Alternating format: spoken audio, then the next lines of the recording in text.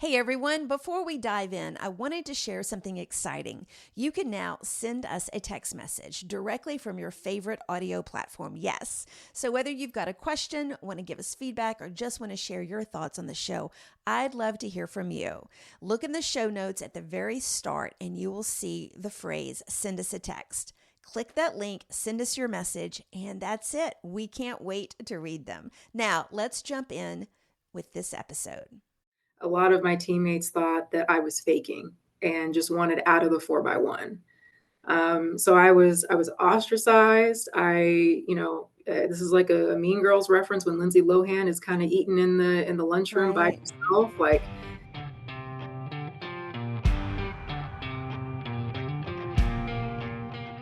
On today's show, former D1 and semi-pro international hurdler out of Elon University, Sydney Griffin, is up next.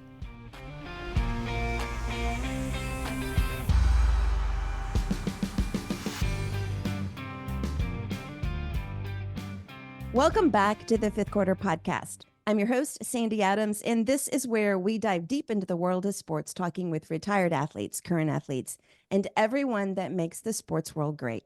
A quick reminder, if you're not already subscribed to the podcast, make a note and subscribe to the show wherever you listen or watch.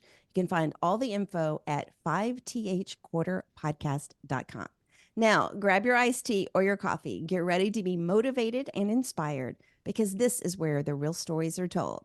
Now, let's talk about today's guest. She's a former D1 sprinter from Elon University in North Carolina and a retired semi-pro international athlete. Since retirement, she's built an impressive career as an athletics administrator, working with institutions like Duke, Notre Dame, Austin Peay, Army West Point, and now Georgia Tech. Today, we are going to dive deep into her journey as a sprinter at all levels and her life since retirement. I couldn't be more excited to welcome to the show, Sydney Griffin. thank you so much, Sandy. You made me sound a lot cooler than what I actually am. So thank you for having me. I love that intro. Let's start off with how we met. And it was really, I just went on LinkedIn and I think I searched for retired athlete or student athlete or something like that. And a series of people came up and you came up. And I have to admit, I saw that you had worked at West Point and I was like, that is just so cool. And so I reached out to you with my little spill and you actually responded and we've set this up and I've been counting the weeks until we could do this recording. So just very Well, excited. I ghosted you for a little bit, and I That's feel so okay. That's okay. bad. Everybody does. Everybody ghosts me. So if y'all get an email from me or a message, don't ghost me. You need to, Respond to Sandy. that's right. Respond to Cindy. You could be famous one day. Let's start off with, who is Sydney Griffin today? Give me your one sentence of who you are.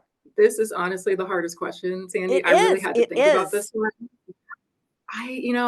I see myself 100% as a retired athlete, but I feel like I'm racing in just so many different facets of my life and competing against myself. So I know that's more than one sentence, but I That's think okay. every day is a race.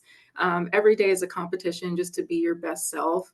And as long as you continuously just, be the best person that you can be, that's all you can do, right? That's exactly right. My days can get monotonous and then they Mhm. can get kind of crazy too. And there's one thing that through my journey, and I've started really telling myself this lately, is today does not define me. Today does Exactly. not define me. And it kind of gives me that opportunity to start focusing on what I can do today, what action I can take today to be better than I was yesterday. And that's kind of helped me a little bit. So no, I totally get that. So let's talk about, where did you grow up? Let's just Mhm. dive right into that. In your early years, where did you grow up? In my early years and today, I grew up right down the street from Georgia Tech, Marietta, Georgia, East Cobb area. I went to Walton High School, so hopefully there's some former alumni there. But it's been great just to be back home. I just got this job, but yeah, born and raised Marietta, Georgia. I promise y'all, this is not going to be a crazy episode. We're actually recording this in the late afternoon. Yes, So, it okay. might be crazy. You're going to warn them it's not going to be crazy. It might be crazy because I can barely remember my own name right now and your name, Sandy. We're here. We're vibing. That's right. That's right. Okay. So what age did you start? Okay. So your sport, if you, Yep. you guys didn't pay attention in the beginning, is running, is sprinting, Yep. is Track and track and field. field Yep. sprinting. Mhm. And when did you start running? Yeah. So this is kind of a longer winded kind of answer to where how I got to track. So I was a 100-meter hurdler primarily, but also a sprinter as well. And so my dad was actually a hurdler. He ran at Howard University. Lucky me, had my own built-in coach as a father. And so he received an athletic scholarship at Howard. So he felt like, this is success. It's like when you Right. get your degree paid for, like, this is what this means. This is so amazing.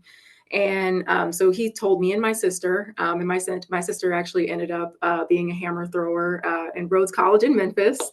So yeah, he was just like, I don't care what sport you guys do, but y'all need to pick something.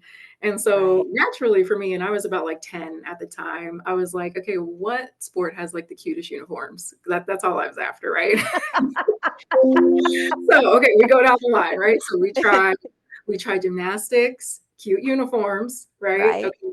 I was a little too tall. I'm about like 5'8", and I thought to myself, I was like, all the flips and everything, I was like, I could really hurt myself, so I don't want to do that anymore. Tennis, really, really cute outfits. Hmm. Okay. But the game was super long. I wasn't engaged. It was hot. Like there's just all the elements are just there for a long time, and scrap that. Right. So my dad had kind of been like softly lobbying track of like, Sydney, like you have the genetics. Like I think you should maybe give it a try. That's really what he said to me. He said it Right. in a park, in a park down the street from our house. We're sitting on a bench, and he's like, I really think you should just try And track. how old were you when he like said this? I was 13. Okay. So yeah, still young, and track outfits were cute. So I Right. was I was good on that standpoint. And I think he just wore me down. I was like, okay, Dad, like I'll try it. And he's like, okay, well, the catch is you have to try it for at least a year because it's just more of a developmental sport. You can't just jump in and just go Right. on natural talent. And so I started when I was 13, so relatively kind of late comparatively to a lot of my fellow runners out there. Sure it was. Did you try so you tried a few other sports, but was track primarily everything that you did through high school? Yes, for the most part, yes. Honestly, it was enough for me. I mean, even Right. just being at a track meet all weekend, oh my gosh. And God bless my parents. They were there for all of it. And even my sister as well. And she played basketball. So, yeah, no, it was just track. Okay, so for those out there, because I don't necessarily understand the difference, what is the difference between a hurdler and a sprinter? Yeah, great question. So there are different. So there's a 100-meter hurdle race, there's a 400-meter hurdle race, and then Hmm. there are different ones in high school that's just a little bit shorter, and they also Right. vary in indoor season as well. Pretty much, if you're a 100-meter hurdler, you're a sprinter. You get taught as you're doing hurdles that you're sprinting, you're going fast. Right. So for me, 100-meter hurdler, I would never. Well, I did do the 400-meter hurdles, but I never wanted to. I would Right. cry before, during, and after. Like that's just what Oh, I always did. Um, but my 100-meter hurdle, so I did 200-meter dash, I did 100-meter dash, and so that kind of categorized me as a sprinter. okay. For the 400-meter hurdles, that's more of like a mid distance, so it's a mixture of like you need a lot of strength, you need a lot of Got speed. it. Got Um, and my dad was always like, you'll be such a great 400-meter hurdler, and I'm like, Dad, I no, that's not me. I see people throw up after they run their race, and I don't think that Oh. that's fair. So not So everybody does that. The greats don't do it, but Sydney was not in that category. I want to wear cute outfits and not throw up afterwards. Sometimes it's just that simple, you know? It is that simple. People have tried to get me to like run a marathon or a half marathon. And I'm like, I don't want to. And they're like, but you can. I'm like, but I don't want to. Like I don't have the urge to do it. No, it doesn't feel good to me. And No. there I think especially marathoners, I share the same just sentiment about this, but like I think there are just some people that they just enjoy running long Yeah. distances. Yeah. And then there's other people like us where we're like, Yeah, I "Mm, don't. Mm-mm. I'm okay." I'm good. I'm good. Yeah. We'll watch Um, them, we'll cheer, we'll like have the posters and everything. Yeah. It's still our so place. when did you ever fall in love with running?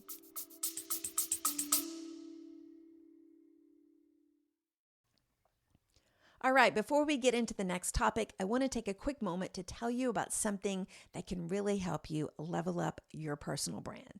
I've created an exclusive new book called The Visionary Personal Brand Playbook.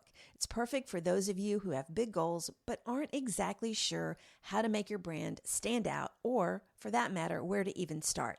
It's packed with actionable tips that you can start using right now, today. If you're interested, head over to my website at sandy-adams.com/playbook and grab your copy. Now back to the show.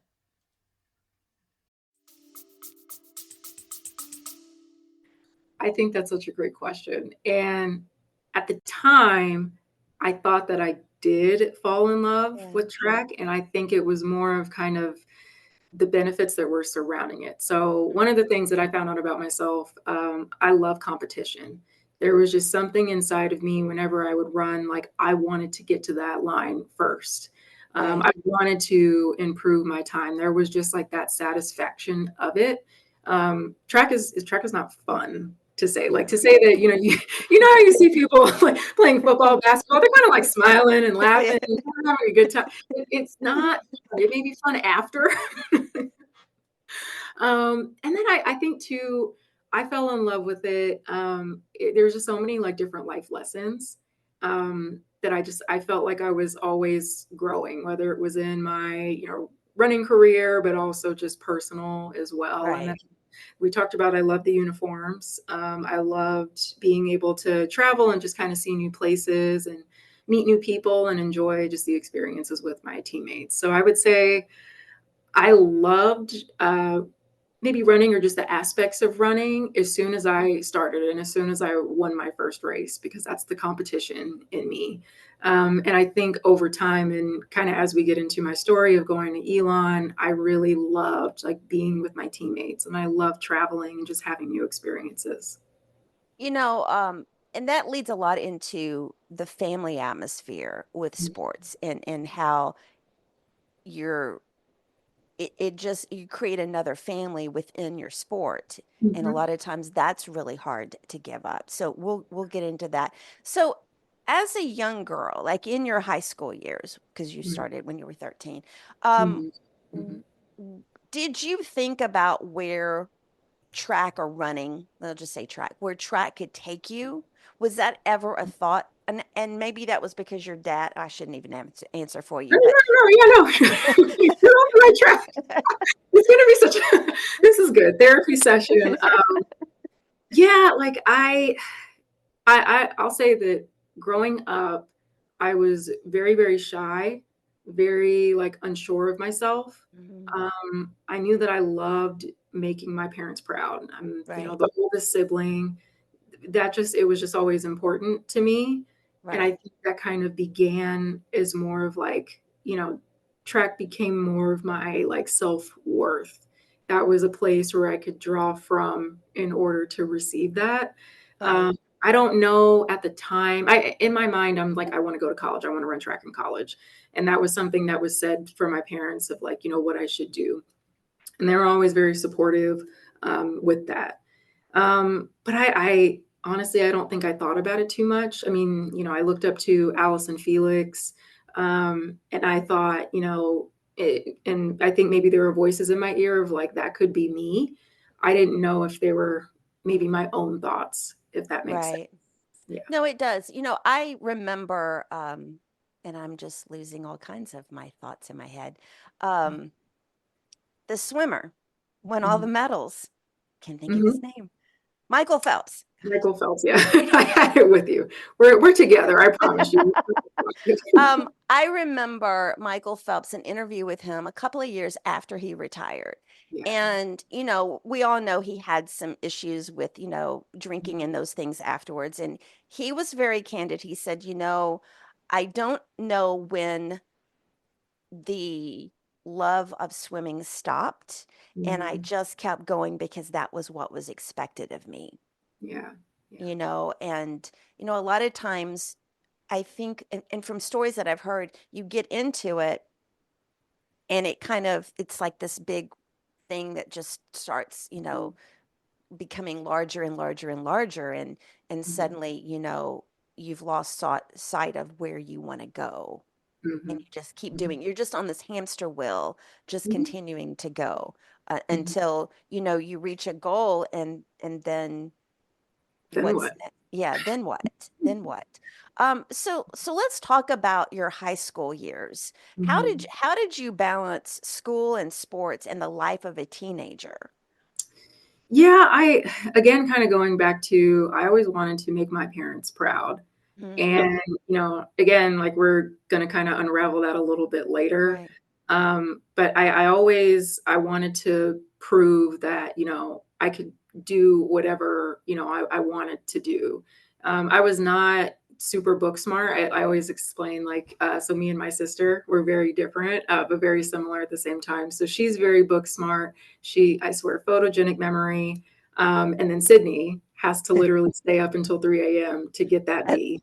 And that's me. That's me. and I was so excited about my B. I was like, I am on top of the world.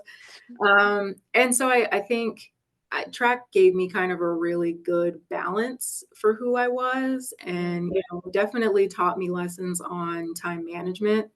Um, and it was just something, again, that I could draw to kind of just to build my self confidence.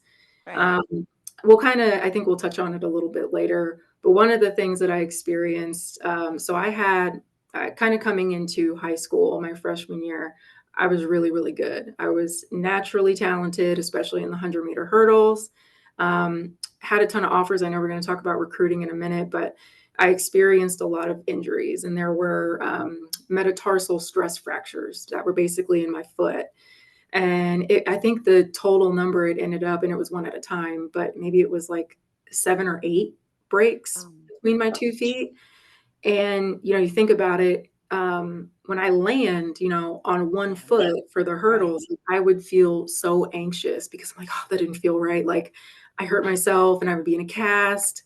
And I think that led to just a lot of different, just now I see them as more, positive experiences and Mhm. experiences that I've learned from, but it also equated to just a lot of bullying that I experienced, kind of coming off of those injuries, which was really tough. So I felt like there were so many life lessons that I was seeing so early on in life, um, Sure. that it was really, really hard for me.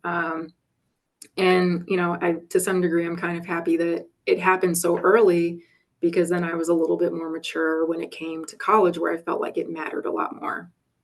You talk about, as a 13-year-old, and if you look at a child's body anyway, Mhm. your bones are still developing, you're still growing.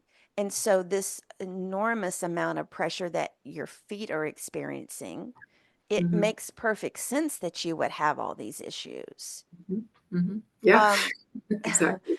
And the other thing is, you talked in the beginning about your dad had run track in college and he Mhm. was training you.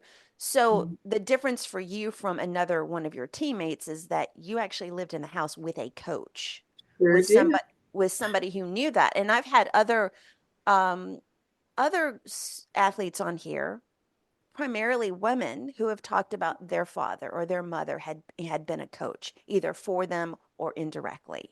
Yeah. And that's living with that is a little bit different than a normal athlete Mhm. would have in high school.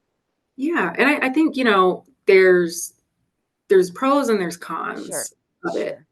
I felt that there were so many, especially young ladies, like, that did not have their fathers in their lives at all. Yes. Yes. Mine was there every day. A little too much. Maybe a little too much, yeah. And that's something I'm so grateful for. And so I feel like things connect. And so my father's father was not always present. Yeah, So he wanted to be that father that was sure. always there. And that was something I really appreciated. And then on the flip side of it, right, like I could never necessarily leave the track. Right. And my mom can attest, like there were screaming matches in the house. There were times that me and my dad were not talking. There were times that I quit. Like Right. there were just so many of those. But I think, I had a really, and still do, I had a really great relationship with my dad. Like we spent so many hours together, whether traveling to track meets at the track, talking about track. I really valued that. And, throughout time, especially when I retired, I had to figure out, okay, what's our next connection that we're going to have? Right. What's the Right. other way that we can spend time together? So it just like you were saying, like there's pros and cons, Right. with everything. But I try to see the benefit because I feel like on the flip side, it wouldn't be as great. Well, sure. And it's easy, as a teenager, you never want your parents around that much. I Yeah, mean, that's right. truthfully, That's truthfully. Um, right. but looking back on it, you're right. There's so many young women out there who don't have a father in their life Mhm, or have a father that has no connection to them whatsoever. mhm, And so that is a benefit. I didn't really grow up with a father who was in my life. mhm, I had a stepfather when I was 16 who was more of a dad to me. But you're mhm, right, it affects you no matter which way it goes. But, exactly. hindsight is it was really good that you guys had. Is he still alive? He is. He is.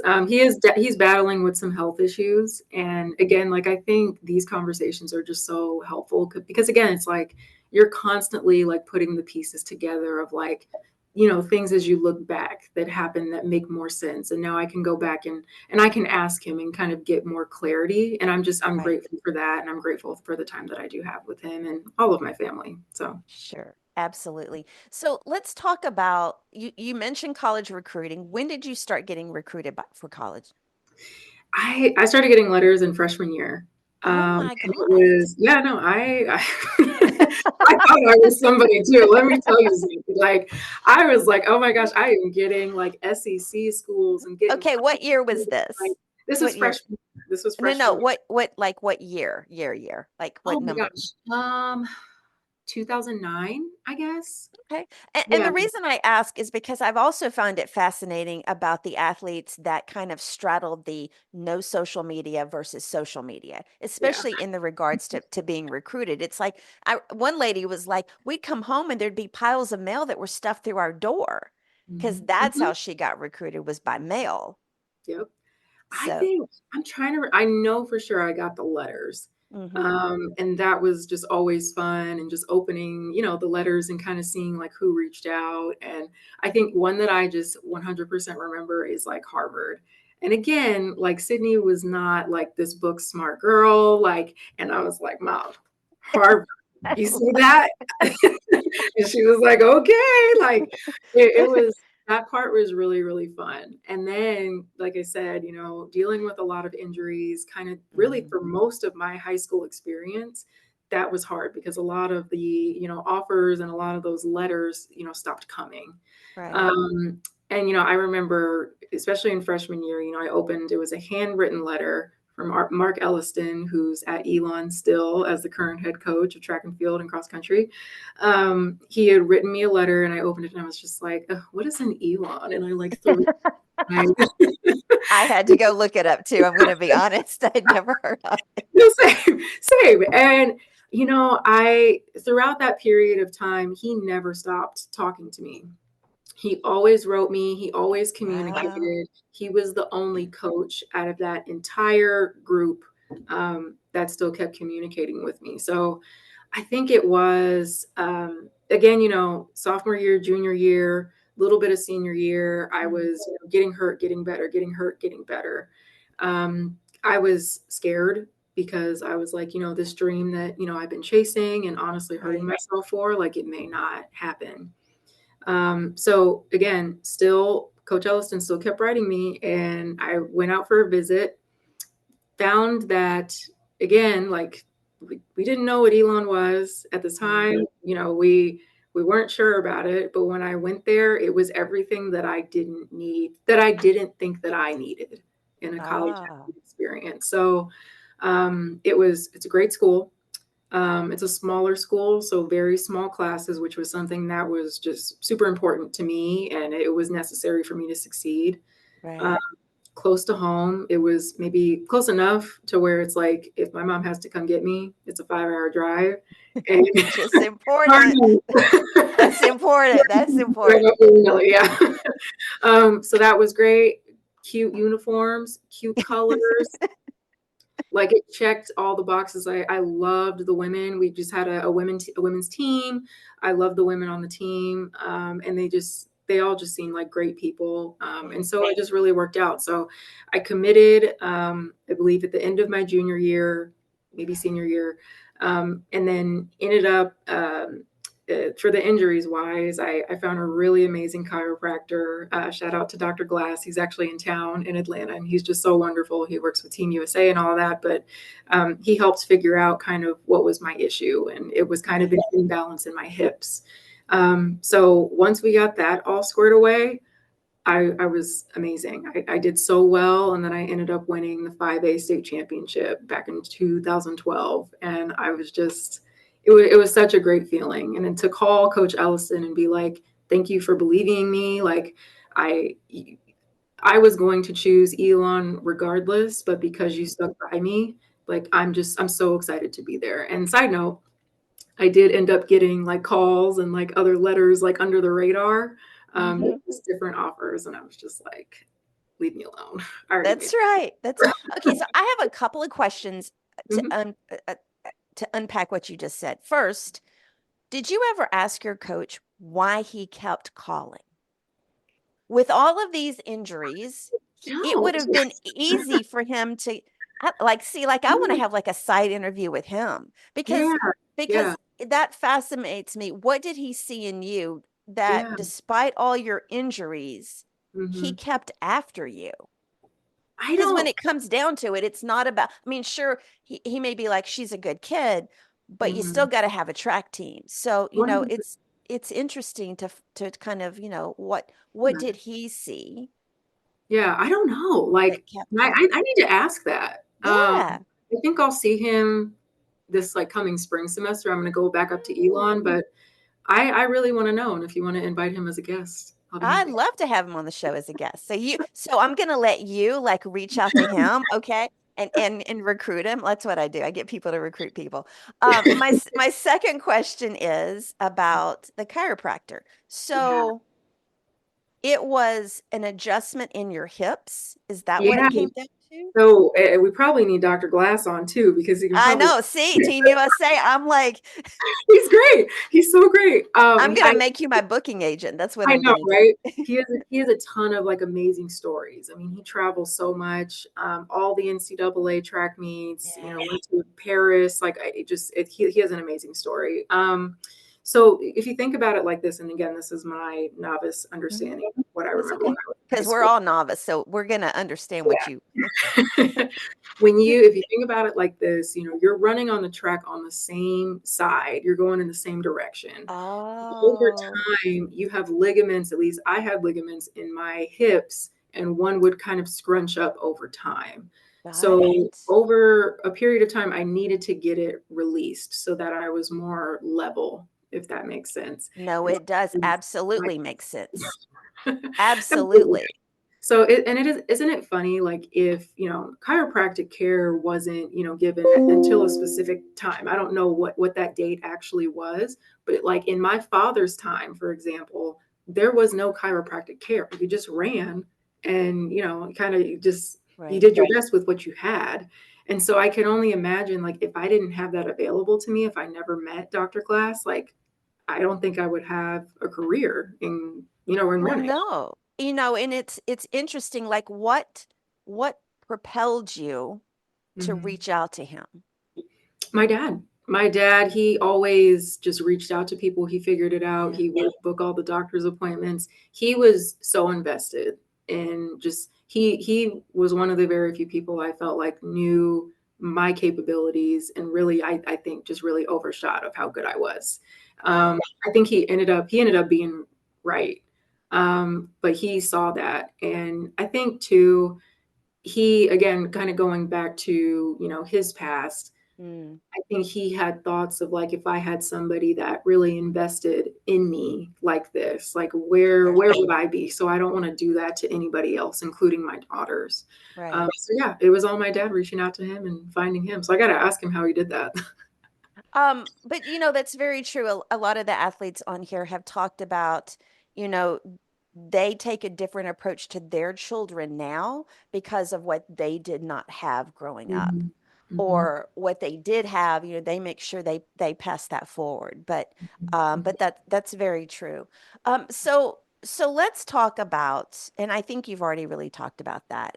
People probably think, because I would have never thought until you explained it, that running around the track leaning in one side Mhm. affects your muscles. But I Mhm. mean, it's the same thing as if you change up the way you walk, if Mhm. you try to limp, that's going to affect your Achilles Yes. tendons and all those things and everywhere else. So that makes perfect sense. But people may think that running track is pretty straightforward, Mhm. literally and figuratively. But Pun intended. um, what do you think was probably the top three hardest challenges for you in high school? And I think those maybe I gotta quit answering for people. I'm just gonna let you answer No, it. no, no. This is good. One, you give me time to think, but then also two, I'm like, oh, that's a good point. I need to use that. You know, a couple of things. Kind of going back to your comment of like our bodies are Mhm. so they're I guess like they're precise to a T. So Yeah. like for example, if you have something in your teeth, like you feel it, you know? Mm. You're like, let me Mhm. get this out. What is this? Like you can't stand it. And That's it's right. something that's so small. And I think that's something that certainly track and field, your equipment is your body. Right. So everything that you do, everything you eat, everything you drink, it directly correlates into, your performance and your Mm. time and your mark or whatever. And that can really get into someone's head. And it for me, it started to become a little bit obsessive to where, I was thinking about, I can't eat that, like I can't have this dessert, Yeah. because it's going to make me super heavy like the next day, or I'm not going to run really well. And I love dessert. So that's not right. And I would I do say too. so I think that part was really hard, and it was also hard to see teammates that had eating disorders, things like Mm. that. And I have a natural kind of fast metabolism, so I feel like my obsession could have been a lot worse.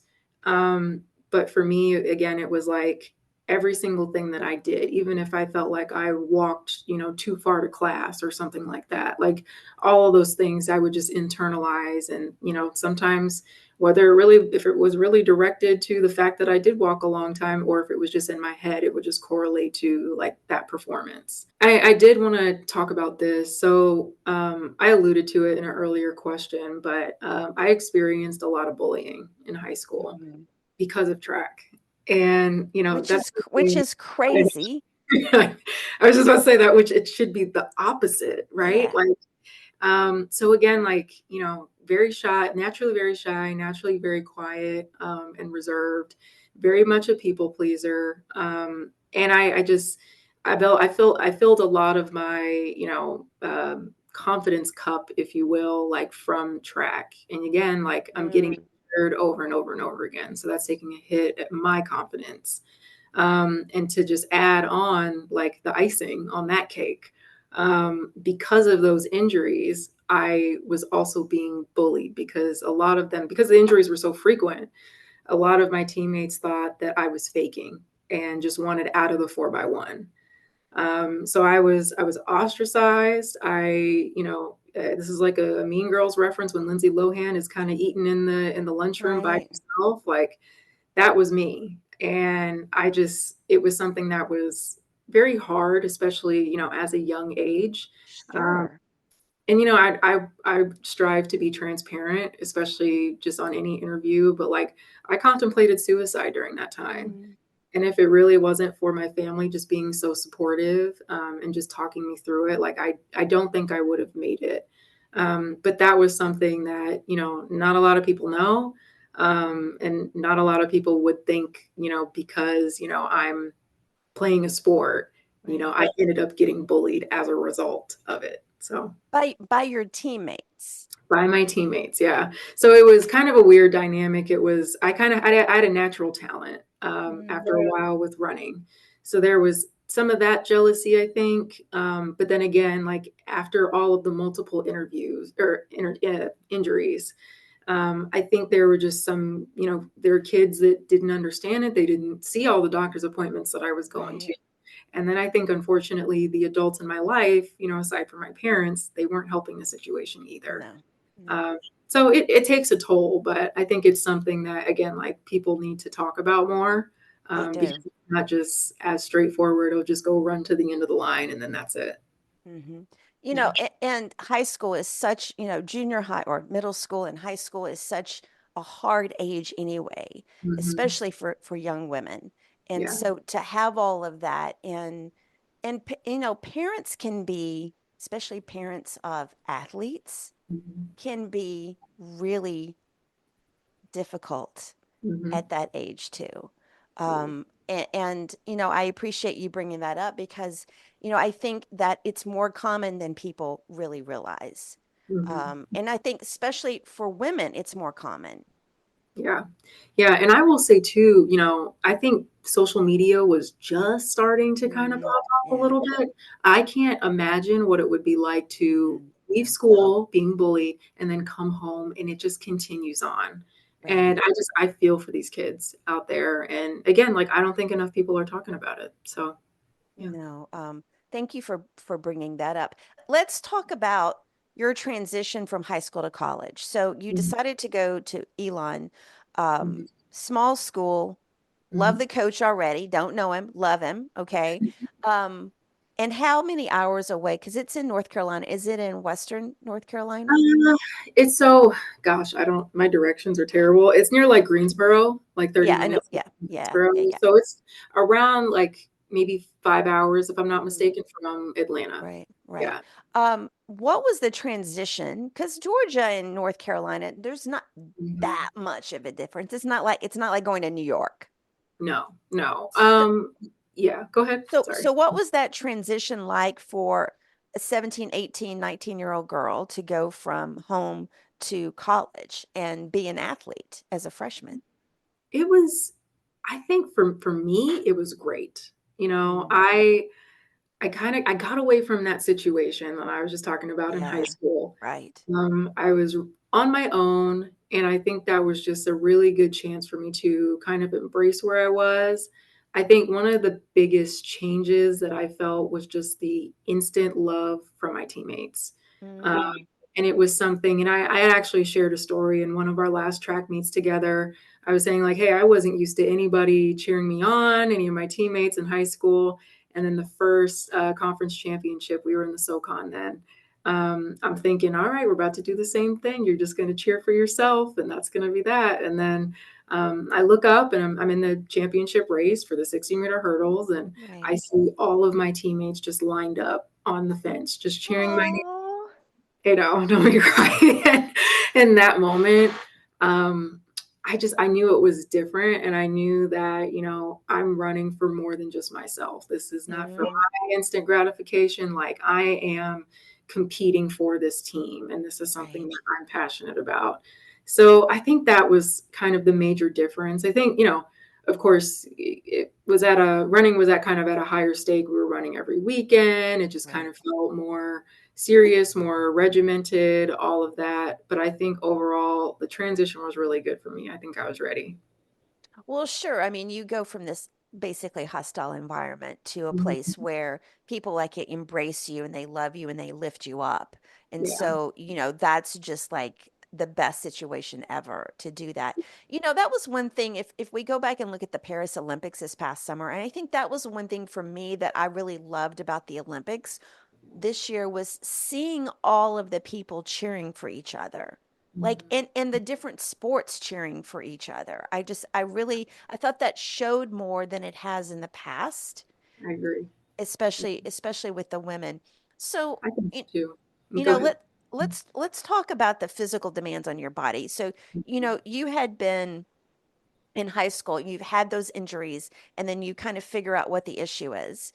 And Mhm. then, I've had other track athletes on here who've talked about, especially for women, there's Mhm. so much more running in college than there is in high school Oh yeah. on Oh a yeah. weekly basis.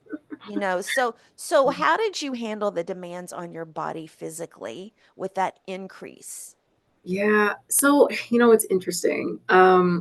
I think I probably ran more in high school, in college. There was a point, and again, I think there, like I said, pros and cons with having your dad That's as right. well. That's right. That's right. That's right. There were days where I was doing 2 a days in high school for track practice, which again, I can't even. I had 7 periods in high school, right? Went to one practice and then went to another practice like 30 minutes away, which was like my AAU team, and so that was hard, and I was throwing up all the So time. Yeah. how much so if you can put it in perspective of like distances or Mhm. something like how Yeah. much Um, it's so here's the thing, Sandy. It's not like I think it's different for long distance runners. Like they can mm, tell you, oh, I was doing this right. many miles weekly. For us, it was more of I am running multiple 400s at a very high speed over and Okay. over again. Got you. So it's a Yes. different level, I think, or just I think just a different type of It's more um, intense, yeah, quicker. it's more intense, I Yeah. think. Now, I think over time, I think for both of those disciplines, you can definitely overdo it. Mm. I think, you shouldn't have to throw up every single day. And I think there was a point in high school where I was throwing up every day, but it did make me feel good after when I was done. So I just Um, keep going after that. But yeah. but you also think about every time you jump a hurdle, that Hmm. foot's coming down and you're Yes. doing that twice a day. Yeah. It's a lot. It It's a is a lot. lot. It is a lot on a growing body. Okay, so back to college. I feel like I didn't answer your question. That's No, okay. you did We're good. answer this question. Okay. People are going to be listening to this. Y'all are going to be like, well, like, what is wrong with these two people, these two women? We're getting through it though. This is good. We just had a crazy week, both of us, Yeah. and we've just hit it off immediately. Okay, so let me focus here. What was so we've talked about obviously pushing your body to its limits, and you've talked Mhm. about the constantly watching what you're eating and the physical demands on your body with all of the running and the intensity. What was the hardest part about maintaining that level of performance, both Mhm. physically and mentally? I just remember I would struggle with, I have to make sure that I'm healthy, that Mm. I don't overdo it and I listen to my body versus don't be a wimp, you know? But that And is a hard thing, like, yeah, it you've is. got that balance there. Exactly. And it's easy for other people to interpret, Mm, what side that you're on, but it takes a lot of self-assuredness and confidence and all of that to say, "Hey, like I need to back off." right. And I think my coach was great about that. We had a pretty good relationship to where I think for sure, like towards the end of my time at Elon, where he was like, "No, if you don't feel good, like don't push Right. it. You know your body better than I do." And so I think that part was kind of hard at first. And I think one of the things that especially now that I'm not running, but I try to give it my all every single day. And I Right. think more so in my senior year, I did that just because it was my senior year. I was like, I want to do the best that I possibly can. So if we're gonna, it sounds bad, but if I throw up at the end of my workout, if I give it all that I Right. possibly can at the end of each day, I'm not going to look back on this year and have regrets. But you have to play it smart. You Sure. do. And so that part was hard. I think mentally, you know, that too, but I think I always had this like internal pressure to win. It wasn't necessarily super loud coming externally. It was just more of myself. And again, knowing that, my team is supporting me and they expect that I'm going to get first place in the 100-meter hurdles. And it happened where, I got second or I got third. Right. And that part was hard. But I think what was uplifting is that, my team still loved me. My parents still loved me. And I had to experience that to know it. So, yeah. Sure. I also think that, you talk about the competitiveness, and I think that you need that to be in the position that you're in. Hmm. Because I Hmm. don't think you can be an athlete at that level and not have that competitive nature in you. Right. But then you have to learn how to handle that and balance that and know that it does not define who you are. Yeah. Were you able to really lean into track running, sprinting hurdles does not define me at that age? Yeah, so that was an interesting journey, I want to say. So, Elon was great for me. And again, like it was something that I didn't know that I needed. They had a really great student athlete life balance. Mm, I was able to do a lot. I got an internship, could study abroad, join a sorority, and I wouldn't say my coach was thrilled I did all those things. right, He was supportive, and he knew that there was going to be a time where I graduated and was in the real life, real world. Um, I don't know. I guess in the beginning, it was very much so who I was. Like track was very right, much who I was. Track was life, and I think part of it was my dad that kind of pushed that narrative. Um, right, I think my mom. So she didn't. She was actually a dancer in college and in high school as well. But she kind of saw the world a little bit just with a wider landscape. And she just mm, always wanted us to just achieve our dreams and to be happy and to try something new and not conventional. So I think I had a really good balance of that at home, which was really great. I had to work myself through it kind of during that right, college career, and it was hard. It really was. And I talked about, there was a period in high school where I had suicidal thoughts and kind of mm, transitioning out from track, more so in like my junior year because people were getting all these internships and making right. all these really cool plans about their life. And I was like, I was just worried about track, and that's what I've been doing for the majority of my life. Mm. And nobody told me that it was going to end at some point in time. So, What did you major in college? Like when you started, what was your thought process of what you wanted to major in? yeah, so funny. So, I love animals, wanted to be a vet, and I was a bio major. Okay, we set the foundation of Sydney is not super book smart. Okay, Right. we could work at it, but Yeah. it wasn't coming naturally. And at that time, first year as a student athlete, joined a sorority. There was a Hmm. lot going on, and I almost failed out. I got a letter from the NCAA saying, "Hey, if you don't pick up your grades like you're off the team. You can't run." Wow. Yeah. Um, and so that was a turning point for me. And sometimes I still think about that time. But I do feel like ultimately like things happened the way they were supposed to. But I ended up majoring in psychology. I really liked it. At the time, I wanted to be kind of a therapist or a sports psychologist, something like that. And so it ended up really working out. And then I got my GPA up to a 3.0. So Was the psychology, did it have any impact from your high school years? yeah, it did. It did. Yeah, I made that note too. I wanted to help people like myself that Mm, were going through a lot and they didn't necessarily feel like, maybe their parents understood or their sister understood. I wanted to be someone that could be a resource. And honestly, therapy has been a huge part of my life. right. I saw my first therapist at Elon, and she was just a wonderful resource. She was another Black woman. And honestly, like I don't know where I would be without her. So Right. yeah. Right. Mhm. Um, so you get to your senior year and you see all these other people getting the internships, like you said, and you're like, well, I thought I've been working on track. Yeah. What did you decide? Like, how did you decide your next move? Yeah, yeah. So it was tough. Again, like from that point, I started seeing the therapist at Elon, and she just started kind of helping me work through, like, So not okay, in, so not until you were a senior. junior year, senior year. Junior. Okay. Okay. Yeah. Okay. And she was like, just try some stuff. Have you looked up some internships? And I'm like, I don't know what I want to do. And she's like, well, if you see something and it looks fun, just put your name in and see what Right. happens. So that's exactly what I did.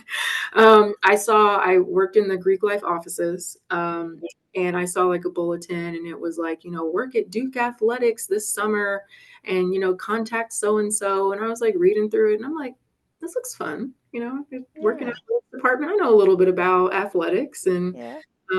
ended up getting the internship, and ended up being kind of the key to just a lot of my career and success, because I met just one of my most amazing mentors and bosses, Gerald Harrison, at Duke. He brought me to Austin Peay, where I was his chief of staff. So like I said, I don't know where I would have been without my therapist telling me to just try it. Okay. Just try it. I love that advice that she gave you because I preach that a lot. Just try something. Just Just, start, just try it. yeah, just do it. And And the worst just thing see is what no. happens. Yeah, the worst thing you're going to hear is no. And then Right. you just try something else. Exactly. So that's kind of how I knew I wanted to work in college athletics. I didn't realize it was a job until that internship. And I was like, I think I want to keep doing this. So yeah. So okay, so then you graduate from college Hmm. Yep. and you decide to keep running track Yep. and to go overseas. Yeah. Yeah. So So you're right. so Maybe I so should, I should have talked about that. Yeah. so how did that come about? Luck, a lot of luck. Mm. So a couple of things, remember that my commitment, or maybe my passion for track, came a lot from my dad, and like Mhm. the relationship that we've built. Right. And there is a point in time, and I think most student athletes have this point in time where they're like, what, if I went to an SEC school, Power Five school, like, I wonder what I would be running, what times or what marks I would have, how much better would I be? And I always had that thought kind of in the back of my head, but I knew, eligibility, you got 4 years and that's it. Um, so I had one of my sorority sisters, she played basketball in Ireland. And then she was like, Sydney, I think you can like run track too. Like, I would just look into it. So just did a ton of research, found the University of East London, reached out, sent them my times, and I applied to grad school. I knew I had to go to grad school regardless with my Right. psychology degree. And again, like, I wanted to see, if I had a different coach, if I had different facilities, if I, focused on just the 100-meter hurdles, I wasn't a sprinter, I wasn't doing all these other races, how much better would I be? So it was more, and I got to travel abroad. Like, it was just a win-win-win situation. And I remember my dad was like, are you sure you want to do this? Like, this is like scary. I was like, I mean, yeah, but like, don't talk me out of it because I pay money. So we're going. And it ended up being just like one of the best experiences that I've ever had, and answered a lot of questions for me too at the end. So yeah. So had you been overseas before? So I studied abroad at Elon. I went to South Africa for a month. Okay. Loved it. Like, I was just Mm, so into it. That was the first time. Yeah, that was the first time I've ever been abroad. Just I love seeing just different cultures, yeah. meeting new people. It just I wanted to do more. And so again, I felt like it was a win-win-win situation. So yeah. Right. what did you learn the most from your experience in South Africa? Yeah, About yourself. Let me yeah, rephrase that. What did you learn the most about yourself from that month in South Africa? yeah. That's a big change to go from North Carolina to South Africa. Well, and I will say it was very much it was a safe trip. Like it was if I were to Does do it by myself, like just on a whim to South Africa, like that would have not been the same experience. So, but thank you, Elon, for that. I think that there's more to life than yes. being in America, but then also running track. I'll never forget, like, I met a young lady who, was like, she was at a restaurant that we went to and we just started talking. And she found out that I ran track and she's like, I want to run in the United States. Like, how do I do that? And I Wow. was like, I don't know. Like, you just do it. You And just I, do it. and I thought back to, and I was like, there are people like my opportunity that I had at Elon. There are people that would kill for that, Mhm. and you take it for granted, and you complain about it, and you're like, I got to go to practice, or coach is getting on me today. But I think that was just I was just so grateful of just what I currently had, and it was everything. It was my family, it was where I was Right. from. Having my dad being so supportive and finding all the doctors and whatnot so that I could be where I'm at today. So, yeah, I think that was kind of the biggest thing. So you competed internationally. How did you didn't have to worry about the NCAA. Yeah. So so you're overseas and Mhm. you are running semi-pro is what you said. Mhm. What were some of the places that you got to run in or run at? Run. Yeah, before I jump into that, I Okay. Oh do yeah. say Yes. I was not that good. Like I was good, but I was not amazing. Like I was never Okay. on like the NCAA So stage. can I just say that you did more than the average high school girl? Yeah, I I appreciate want you to keep that. it. It's I think it's often that we compare ourselves to where we are at that moment, Mm, but let's look at all the other people that are not where you are. yeah, you're gonna And be proud. let's give you props for that. Thank you. Cuz you were pretty good. I saw those records or all those races that you won. So you got to where you are. So don't Mhm. discredit that. Thank you. Um but overseas, like what were some of the places that you ran? I really appreciate that. And I constantly have to be reminded of that. Again, Yes. like and I think it's a lot about just being a woman. It's just Mhm. like It is. you have to stay humble. Um, but I really, I had a lot of luck, Zanny, and I had a lot of people that helped me through that. So, but yeah, I really appreciate it. Thank you so much. The places that I traveled to, so, gosh, it was a lot. I went to France, Austria, Belgium. I know I'm forgetting a ton. Portugal. Okay, I maybe we should say, where did you not go? I don't know. Yeah, I know. I know. Yeah, and it was amazing because, and I think back to that time.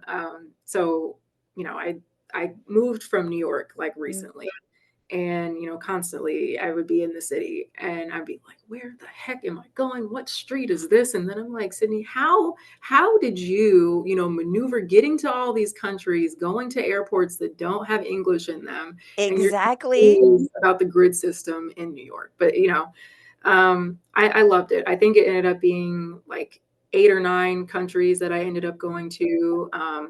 Each I guess place was a little bit different. So I had an agent and he just set up, Switzerland was one of them. Wow. He ended up kind of setting it up.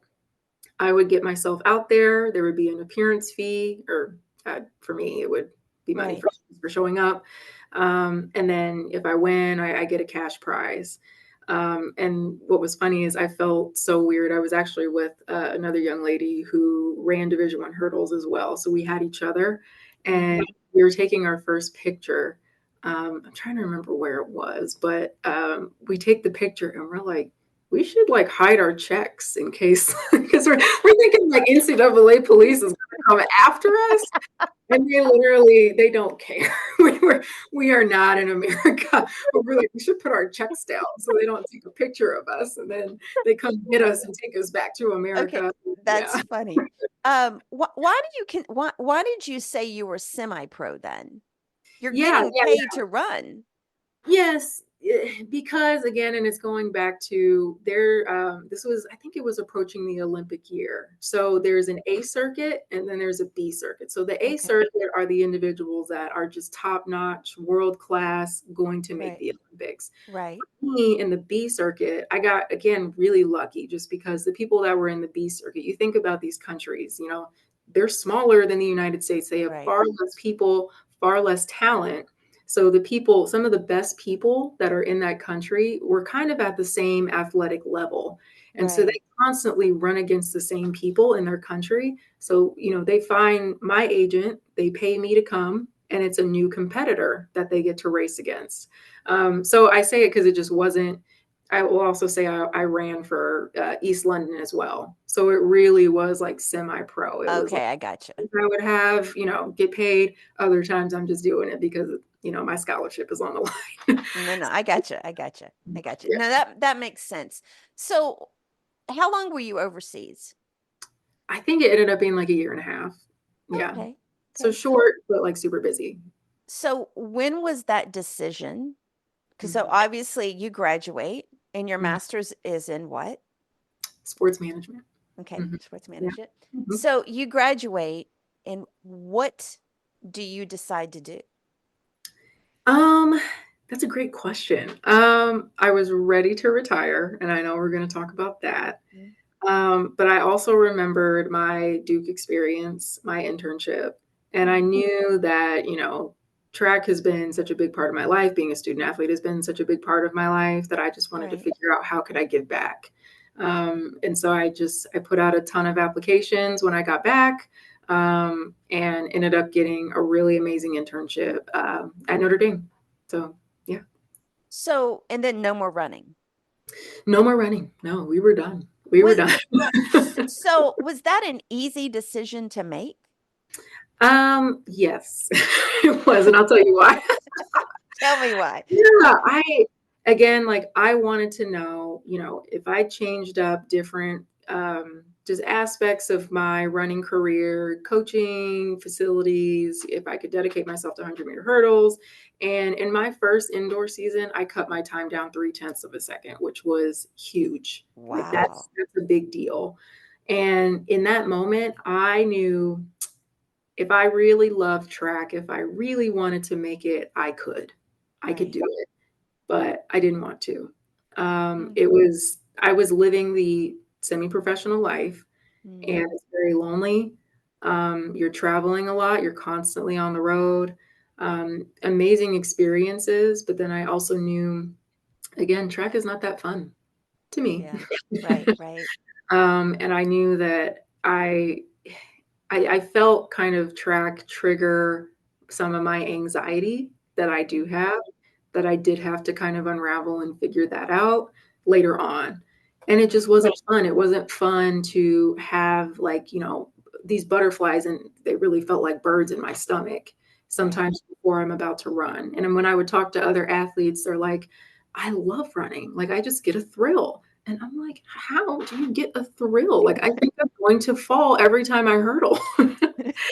And that's what I knew. It was time. And I think my body was really tired. I was getting just kind of some weird injuries. I Yeah. had like sciatica in my lead leg. Like, it was just time. And I Sure. think with every athlete too, they need to know when it's time to Right. retire and hang up the spikes. Nobody can make that decision for them. So I was grateful that I could make that decision for myself.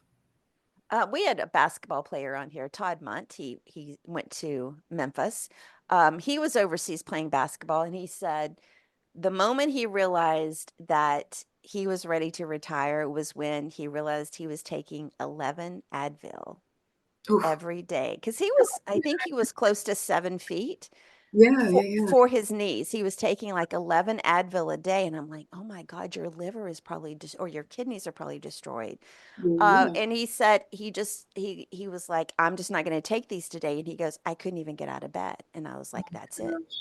We're Yeah, and done." the thing about it, and I know, like, I'm sure you talked about it already, but like, I didn't realize that, the body that I'm running track with right now has to Mhm. last me for the rest of my life. That's right. That's right. Exactly. You don't get a new one.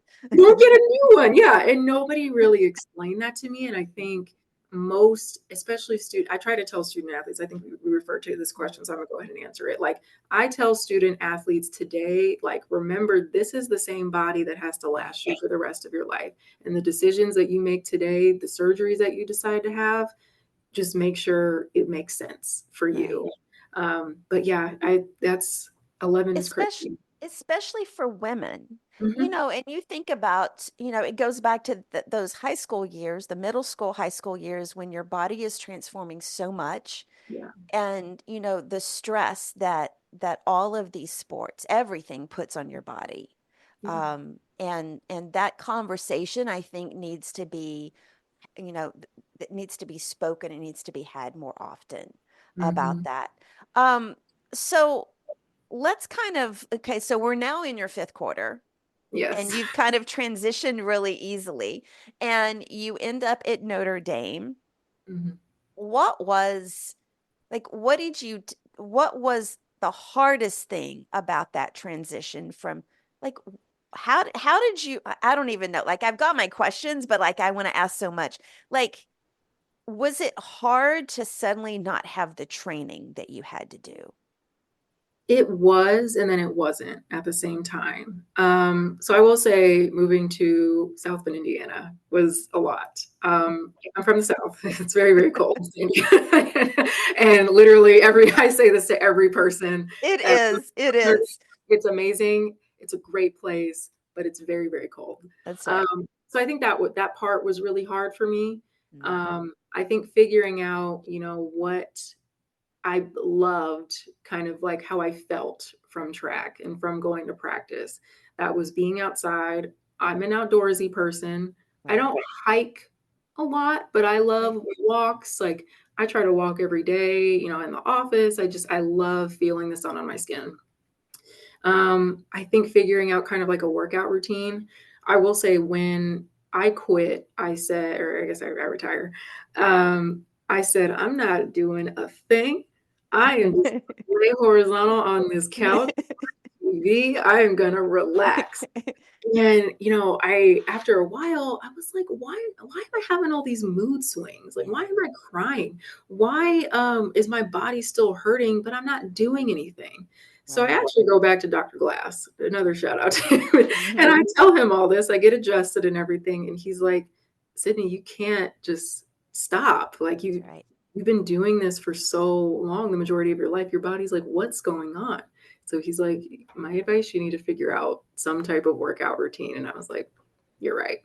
So I kind of went into, I love to hit workouts. And actually, Notre Dame had a really nice hit workout class that Mhm. they taught. I think it was every like Monday, Wednesday, Friday. Fridays we would box. And it was for the athletics department. So it was kind of like a social thing. It was free. Right. It was great. It made me feel so amazing. And so that's kind of how I transitioned, and kind of like what I tell people to, like, find something that makes your Right. body feel good, because track for me, it hurt. And that's not necessarily what health is. It's what feels good for your body. But you're still going, if you quit cold turkey, you're going through withdrawals, and your body can't release all those. I'm going to sound really they can't release all those endorphins. Like, Yeah. yeah, Yeah. there's not stuff getting out. That's what Um, I was missing. That's why I was like, yeah, why am I eating? I'm not even yeah. saying. No, I totally get that. We've had other athletes talk about, the struggle to figure out how to work out without having Mhm. like an actual schedule and like what they're supposed to do and goals for each workout. Mhm. From football players to basketball players to track to swimmers, like they didn't know. Um, that was one of their struggles, was like how to Mhm. replace, all of. all of that with something that they can kind of get a little bit more out of it. Mhm. Um, how did you feel about your identity? Because for so long you had been a track Yeah. person. Yeah. And I don't know, like, what do you want me to call that? Track, Uh, sprinter, runner? Like, I don't necessarily it doesn't matter. I like track athlete. I know track player sounds really weird, and I it don't like saying does. that. Yeah. It does say what Just like track athlete, I think is okay, fine. okay. I like to be a person too. So your identity, did you have issues with like, who am I now that I I'm not? did. Yeah, I did. And it was hard. It took years of kind of unraveling. I really loved like the work that I was doing, my career. It was that perfect connection of like, I'm still in this world where I felt that Right, that was still a part of me, but I got to just, I think, put more, confidence deposits in me of like, I had still have the insecurity. Hey, I'm not this super book smart person, but like right, I can still do a good job. And just because like school is not necessarily like work, like you can take projects home, you can do research. Like mhm, you don't have tests in work, at least I don't.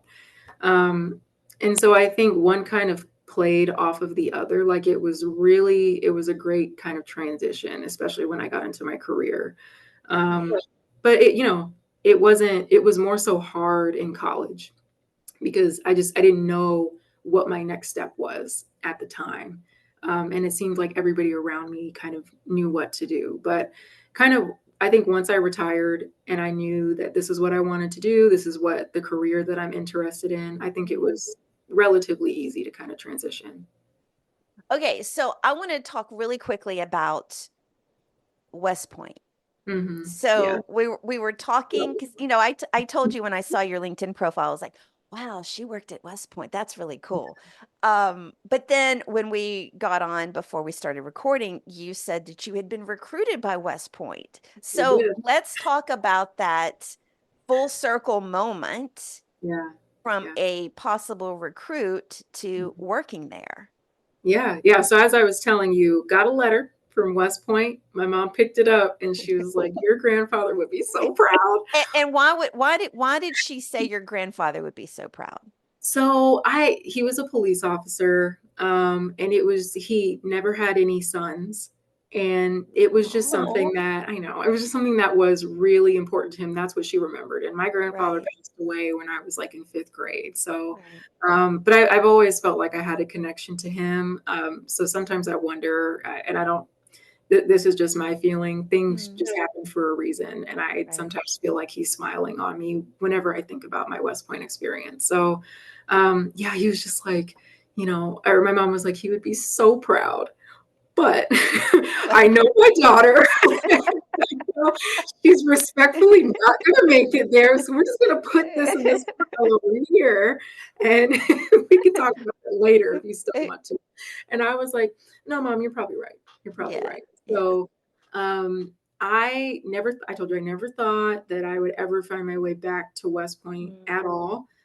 Just ended up meeting somebody that I had met at Notre Dame. He became the deputy AD over at Army. Asked if I wanted to kind of be his chief of staff, for lack of better right. words, and it was an all around yes. Like there were no hesitations. It was just one of the coolest experiences that I've ever been in. I told you it really embraced just who I was. Right. The diversity surprised me. They were very just innovative and creative, and then I just had some really really good leadership. Shout out to Mike Buddy and Tom Theodorakis. And so I feel really honored just being there and being able to serve those that serve us. Sure. All of the academies, I've visited the Naval Academy and Mhm. it's all of the academies. There's just, I don't know, it's such a it's just overwhelming the amount that these students go through, Mhm. both Mhm. academically and if they're playing a sport, and then you've got the service part on top of that, the military service part on top of that. And they have to maintain such a high standard. It's Yeah. just like mind-boggling. I just can't even. Um, What was the one thing that you think that experience taught you working there? Yeah. Um, so much. I'm trying to figure out. There's Oh, you can I give know me 2 we're or 3, you don't have to give me I 1. know we're over time though. I think, you know, there's a lot going on in the United States, right? And I think being at West Point and, although we don't like Navy, or Air Force, um, I'm just kidding. They're still No, I just left, okay? I I just love that. I love that. No, no, no, no, no. I do the same thing. No, no, I love that. I love that. But there are some amazing people that serve our country, There are. and they know it when they're 18 and younger that that's what they want to do. And, mind you, like, I don't even know what I want to wear tomorrow, much less what I want to eat for dinner Right. tonight.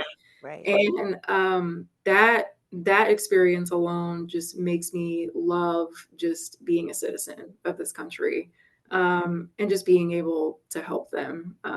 So yeah, I think that's overall kind of the biggest thing that I could just take from there. And I mean, I think there's like a ton of like small personal things, but Sure. for me, I just have such this huge appreciation for our military, and what they do for us. And so yeah. When I was in college, my major was along the lines of political science, and we had a Navy ROTC unit there. I had so many, and this was probably because I'm a little bit older than you, so I was in college like in '86. Um, the bombings of in Beirut had just happened with the Marine barracks like 5 or 6 years earlier than that. So I had a lot of Marines and Navy guys coming back that had been enlisted to come back and get their degree and then go to officer school. Um, and they were in my classes, and it was just, you're right, it's just you learn something about these people that dedicate their lives to doing this. And one of the things that still sticks with me to this day, I don't remember the gentleman's name. He was a Marine, and I watched him get commissioned as an officer. Okay. Mhm. And we had such a difference of opinion when it came to politics.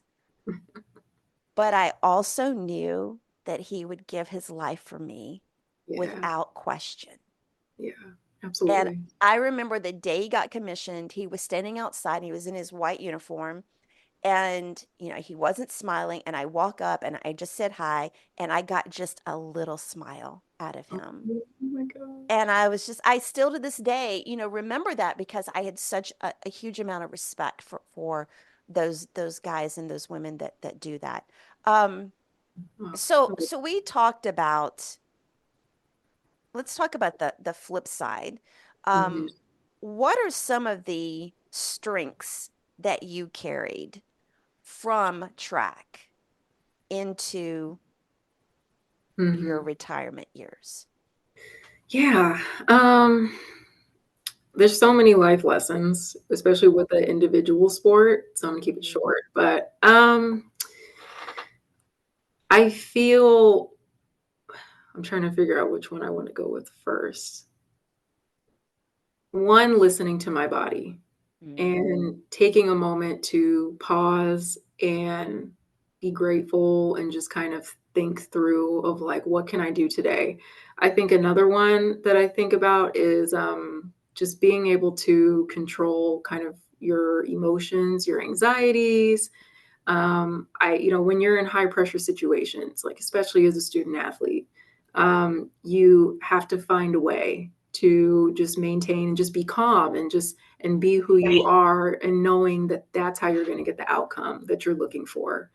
And I love that about myself. And sometimes people think they tell me I'm too chill sometimes, which is a great which is a great problem to have. And then I think the last thing, it would just be to value teammates. Um, mm, I I use this all the time at work, and truth be told, it really got embraced at Army West Point.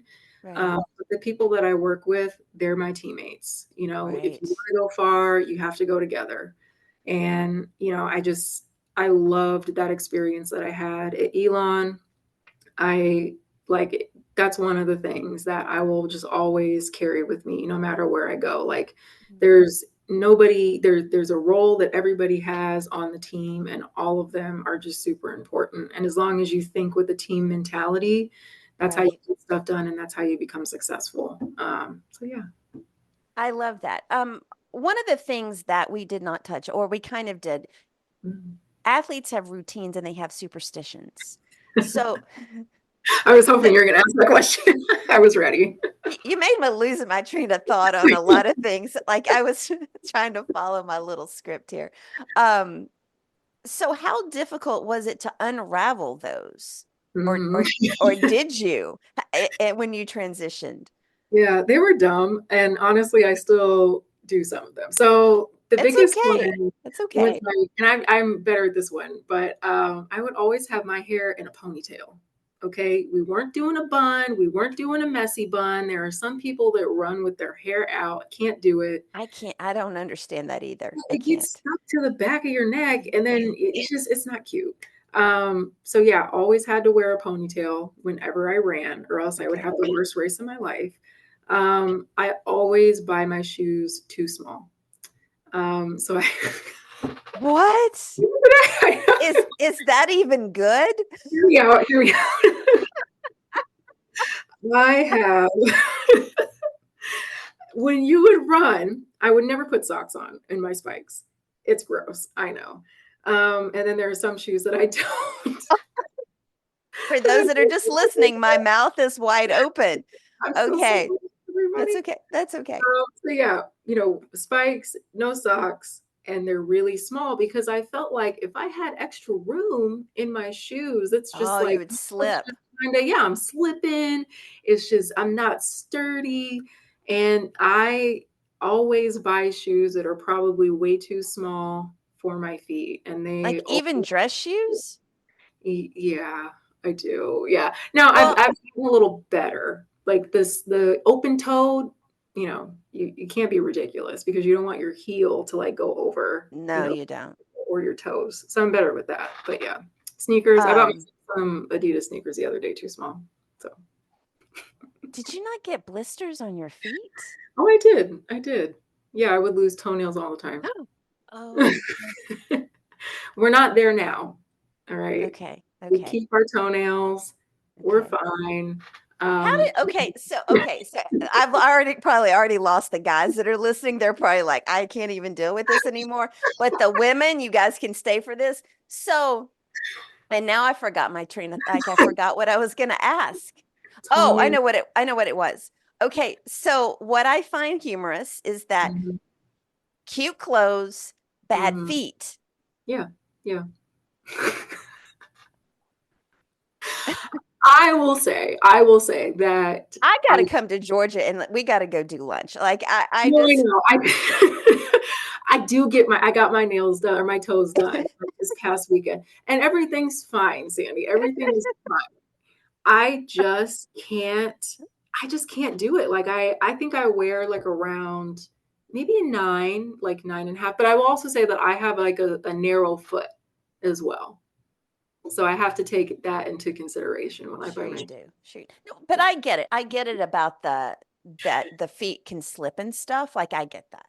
yeah. That Wow. part was painful. When you run in shoes that are too small for you, that's bad. Yeah. And then you're landing on your feet. That's a lot of pain. No Feel wonder you were like, I'm done. I don't have any issues. I'm done. There's no regrets. no regrets. Yeah. I still have those spikes too, and I put them on like ever so often. And I'm like, ow. Like Did that's they have any like cushion in them and any or anything? no, they don't. Because it's Oh, it's typically like it's like a hard plastic at the bottom. And then you have like your heel, which has no padding because technically you're supposed to be running on your toes the whole time. So they're not comfortable at that's all. not comfortable at all. Yeah, you take them off as soon as you're done. You put your little slides on or whatever, your slippers, whatever you got going. Wow. Yeah, yeah. Okay. But you had cute outfits. Cute So outfits. Mhm. so yeah, because the outfit like did you wear shorts or did you wear what they wear today with their basically the bottoms, Yeah. So in my senior year, I wore like the underwear bottoms. Is that what you're talking right? about? Yeah. Hmm. They were great because you got like a nice range of motion, but I loved the little underwear things. But yeah, most of my career, I like wore the shorts, and it was great. I don't like the shorts because they're rubbing your legs and stuff, and they keep riding up and everything. Yeah, and they ride up Yeah, anyway. yeah, So yeah, yeah. maybe someone needs to invent something to They where do. you gotta fix that. And maybe there is something and I just don't know. What do you miss the most about competing? Um, I feel like I not so much hurdles, but when I would run a 200, especially indoors, I felt Hmm. like an Avenger. I felt so just strong and fast. Have you seen Twilight before? Yes, The yes. the little girl Renesmee, like in all the Hmm. vampires, they run so Right. fast. I felt like one of them, and I do miss that part. Why inside and not outside? Why would there be a difference? So for an indoor 200, you're running a lap because the track is essentially like shorter than an outdoor track. Oh, I Um, didn't know that. Okay. yeah, yeah. So when you run, and it's kind of hard to explain, but you almost just feel kind of the wind of, and it's hard to explain, but you're passing a lot of things very quickly, and you just, I don't know how to explain it, but you No, I just think feel that's a good so, explanation. You're passing things a lot quicker because yeah. it's a smaller circumference. Yeah, and your turns are tighter, Right. and it's almost like when you're on a bank track, you're literally running to the side, Like and a you race car. exactly, Like a exactly. race car. And so Like a I Daytona 500 versus an F1 race. exactly, and it's your body. You really don't want to crash, though. You don't want to do that. No, you don't want to do that.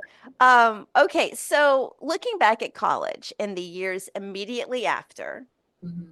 what do you see were your three biggest struggles? Or maybe high school and college, Um, the three biggest struggles. yeah, self-identity for sure. Hmm.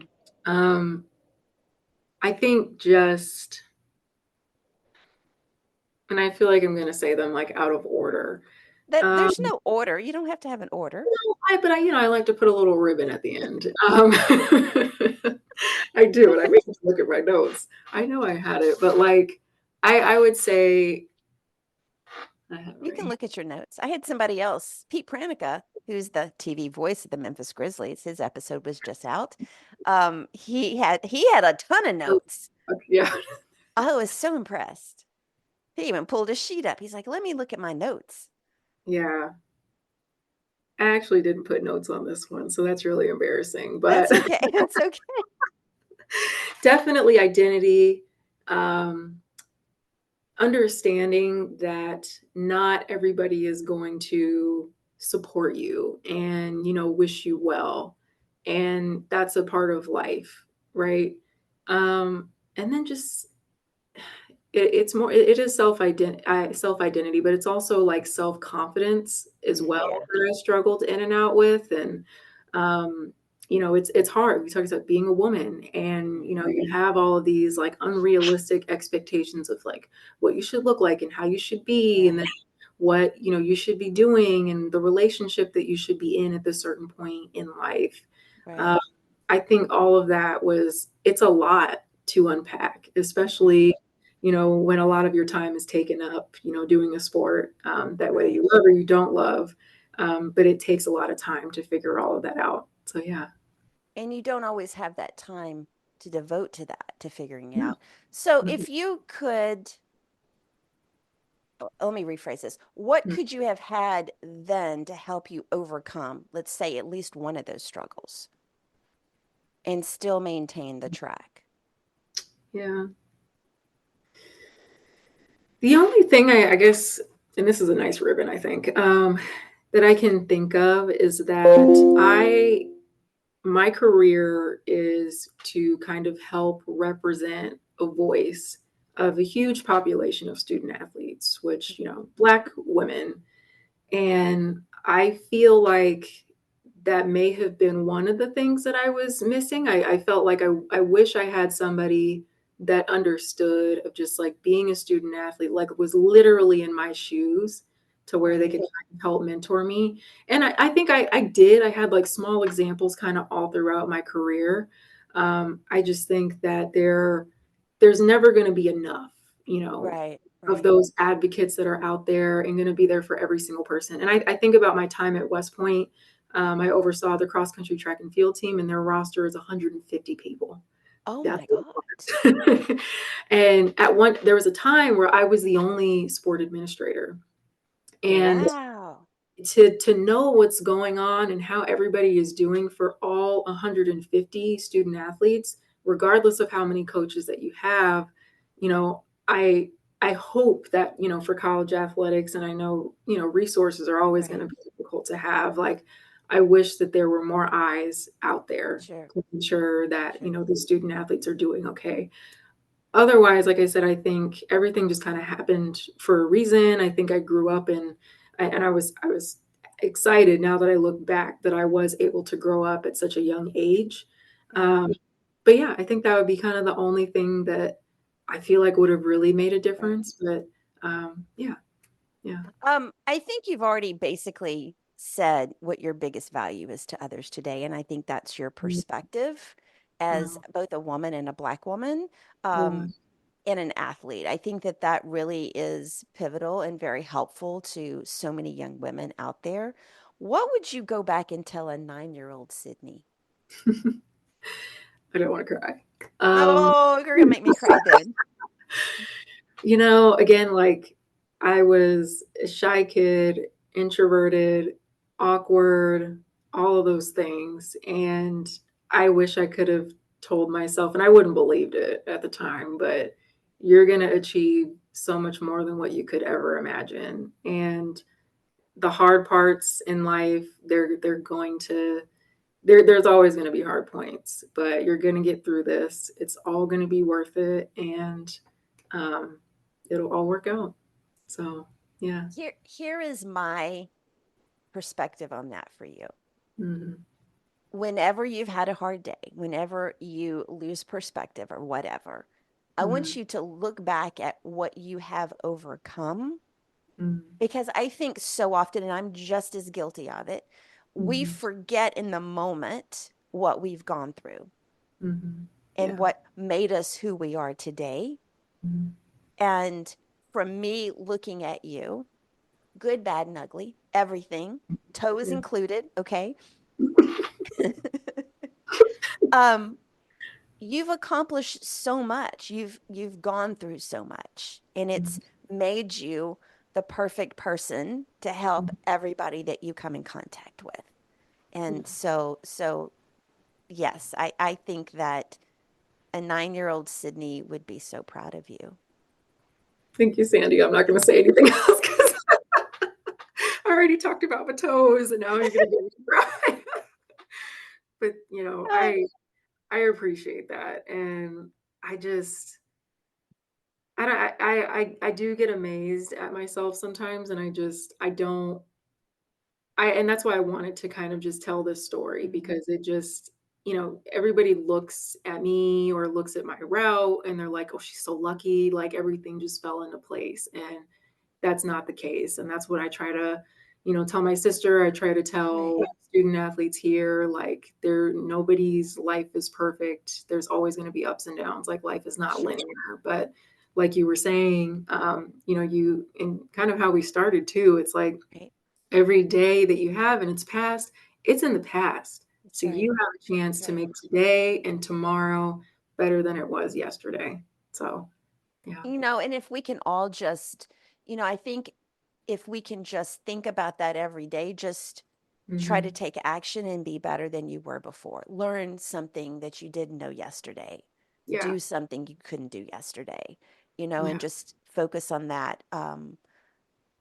Yeah, I do. Any last comments? I don't think so. We covered a lot and We I thought we this was did. fantastic. We Yeah. did. And we've laughed a lot and we almost cried a little bit. It's all good. Where can everybody catch up with you on social media? You can catch me on LinkedIn, just Sydney Griffin. Look me up. I have to remind myself of my Twitter, but I will put it in. So for those watching, it's going to be on the screen, and I'll put everything in the show notes. Ooh, this has just been a hot mess today, has it not? Like, but I feel like this has been one of my funnest. That's not even a word, but my funnest episodes I've done. oh my Uh, God, this so was my favorite interview I by love that. far. I love that. I love that. I try to make it, like I said, as conversational as possible. I'm not one of these that are like, I want it to be fun to listen to and fun for you to spend almost 2 hours. I know, I'm so sorry. And I thought about that when I looked at the clock. I was like, oh my No, gosh, no. I'm gonna go down. Is like, But I'm gonna be honest. oh, We've lost everybody by now anyway. I'm just gonna be honest. I don't feel like it's been 2 hours. I agree. And there you have it. That wraps up today's show. Sydney, thank you so much for being on the show today. Thank you, Sandy. I had a great time. Favorite interview. Thank you so much. Oh, I love that. I love that. So thank you all for listening, especially if you've made it all the way to this part of the show. I appreciate all your support. Another reminder to subscribe to the show wherever you listen or watch. My mantra is like, share, and review. Follow us on social media at 5THQRT Podcast. Until next time, remember, change is our ally and it paves the way for greatness. Stay inspired. Have a great rest of the week.